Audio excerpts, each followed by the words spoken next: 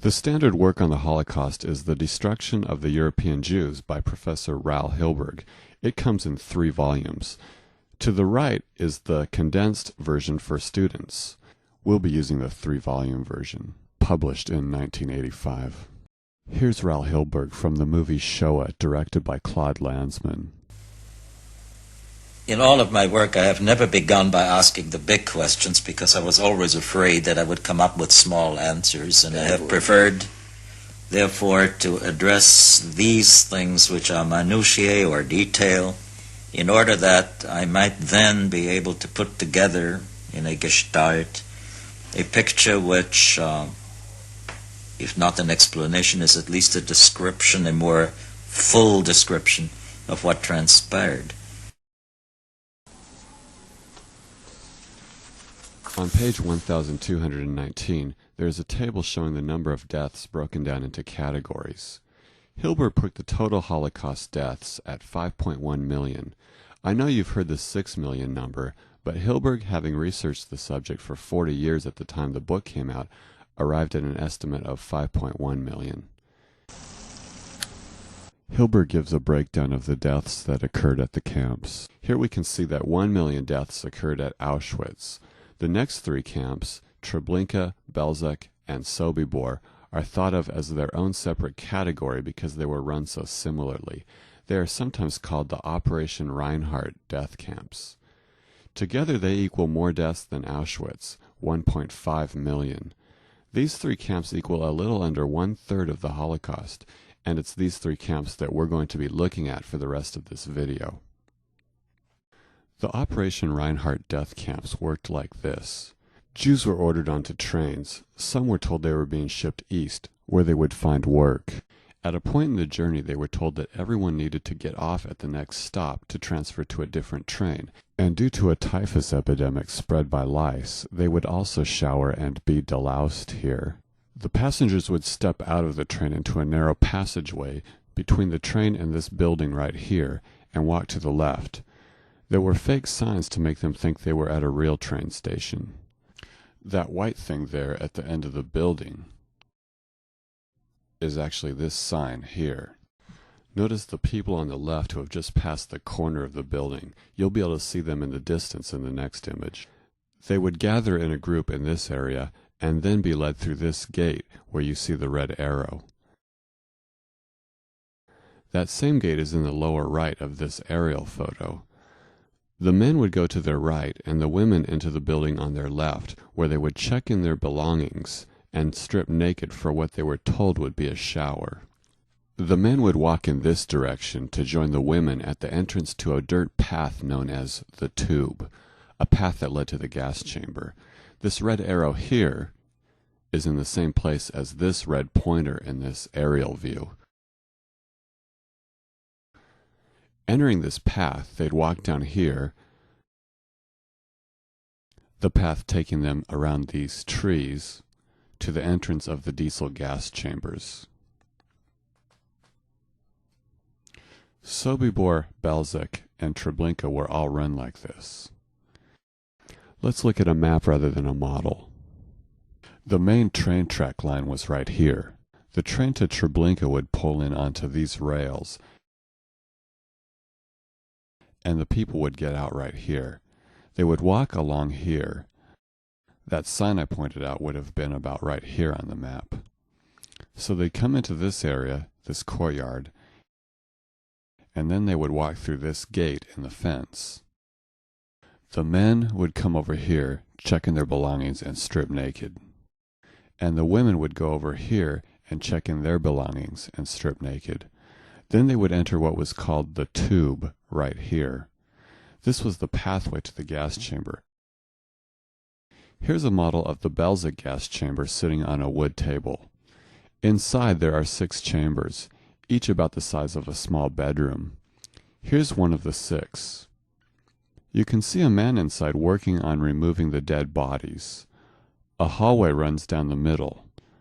A room in the very back contained a diesel engine which pumped exhaust into the rooms. You can see the door of that room here. From this view you can see when the gassing was finished, these doors opened upward, similar to garage doors. Here is one of the doors still closed. Notice the wood plank holding it shut. This one is just being opened and you can barely see the bodies spilling out, and this one is completely open. The bodies were then taken out and thrown into large pits and covered over with dirt when the pits were full. Let's look at a map rather than a model for a moment. We can see the path to the gas chamber. Here's the gas chamber. And here's all the pits where at Treblinka alone an estimated 700,000 bodies were buried. When the killing operation was nearly finished and the bodies lie decaying in mass graves, Heinrich Himmler ordered the camps to dig up the bodies and cremate them. The reason for this was that Germany was losing the war, and this territory in Poland would be taken over by the Soviets. Himmler didn't want the Soviets to find the mass graves. So at the 3 camps, 1.3 million bodies were dug up. During the very end of the killing operations, the bodies were taken directly to the cremation grills. To summarize what we've just learned, Treblinka, Sobibor, and Belzec were all run in the same way. At Treblinka alone, an estimated 700,000 were gassed, buried. Later they were dug up and then cremated. 50,000 were gassed and then taken directly to be cremated, for a total of 750,000.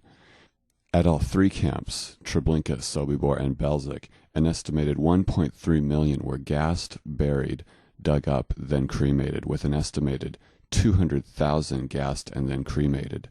Total deaths were 1.5 million, nearly 1/3 of the whole Holocaust.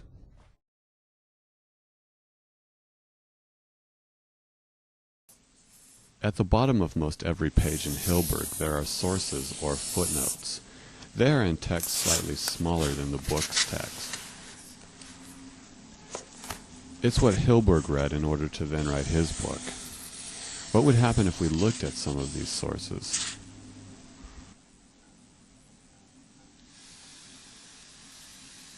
We're going to look at number 63. Yankel Wernick is the author, and his book is called 1 Year in Treblinka. Where can we find this book? Amazon.com doesn't have it. Neither does San Francisco Public Library or San Francisco State University Library. Here on Amazon, no one has ever even reviewed it. It turns out a copy does exist at the University of California at Berkeley. It says, an inmate who escaped tells the day-to-day facts of 1 year of his torturous experience. So finally we get to hear about the Holocaust from someone who was really there. Most Jews who arrived at Treblinka died within the hour. However, a certain number were forced to live there and help with the killing operations. Wernick was one of those until he escaped. Let's see what it says about the process of burning the bodies. Wernick writes, again the corpses of oldsters, children, women, and men were exhumed. Whenever a grave was opened, a terrible stench polluted the air, as the bodies were in an advanced stage of putrefaction. It turned out that women burned easier than men. Accordingly, corpses of women were used for kindling the fires. But wait a minute, that sounds odd. Does Wernick actually believe that women burn on their own? Like wood? That was page 28, but here on page 29 he essentially says as much. They had to pile the corpses on the grating and set them on fire. 3,000 corpses recently alive burning all at once. But here at a given signal they set the giant torch on fire and it burned with a huge flame. There's no wood mentioned, there's piles of bodies. He's saying that the bodies themselves burned like a giant torch. And on page 39 he writes, once the Germans threw some burning object into an open grave to see what would happen. Clouds of black smoke began to pour out at once, and the fire that started glimmered all day long. In other words, the bodies underground ignited. On the very last page he writes about his escape. He was shot in the shoulder by a Ukrainian guard at close distance. Regarding the bullet, he writes, believe it or not, the bullet did not wound me. It went through all of my clothing and stopped at my shoulder, leaving a mark. He killed the guard with an axe, by the way. Back on page 29, there is a description of the Germans as they burned bodies. Ask yourself if it looks like propaganda or a real eyewitness account. The Germans stood around with satanic smiles on their faces, radiating satisfaction over their foul deeds. They drank toasts with choice liquors, ate, caroused, and enjoyed themselves near the warm fire. Seems a little over the top, doesn't it? Could German soldiers drink while on duty? Could you imagine having an appetite if you were surrounded by thousands of pounds of rotting flesh? Imagine what it would have smelled like there. Would the Germans have really had that demeanor? He later writes, "The German fiends stood warming themselves, drinking, eating, and singing. At last the fires died down, leaving nothing but ashes." He seems to forget that they'd also leave bones. But anyway. Wernick's vilifying portrayals weren't restricted only to the Nazis. Of a Jewish inmate, he writes on page 37, "Another such poor wretch was the so-called privy pit boss, Scheissmeister. He was dressed like a cantor, and even had to grow a pointed beard. He wore a large alarm clock on a string around his neck. As no one was permitted to remain in the privy pit longer than 3 minutes, it was his duty to time everyone entering it. The name of this poor wretch was Julian. He also came from Czestochowa, where he had been the owner of a metal products factory."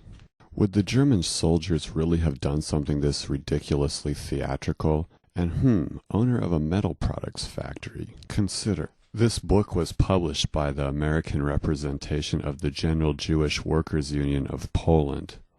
And on page 12, Wernick writes, "I am a carpenter by trade, but for many years I functioned as a member of the examining board of the Warsaw Trades Chamber." So Wernick had apparently worked for a union, and this book was published by a union. It's likely that the hapless Julian in real life was an infamous factory owner who had had a dispute with the union, and was thus portrayed this way in the book.